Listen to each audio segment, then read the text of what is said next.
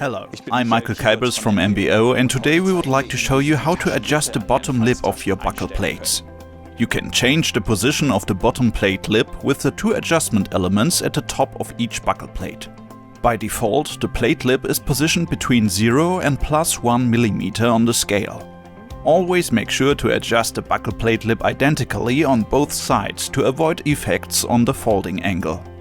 The setting of the buckle plate lip must be changed if the sheets to be folded do not reliably enter the respective buckle plate or deflect unintentionally by bumping against the bottom lip. This can happen with sheets that have downward bent edges or with deformed or curled sheets. Regarding the latter, also watch our video about setting the pretension, also known as decurling. To counteract this phenomenon, change the position of the plate lip in small steps to the positive range.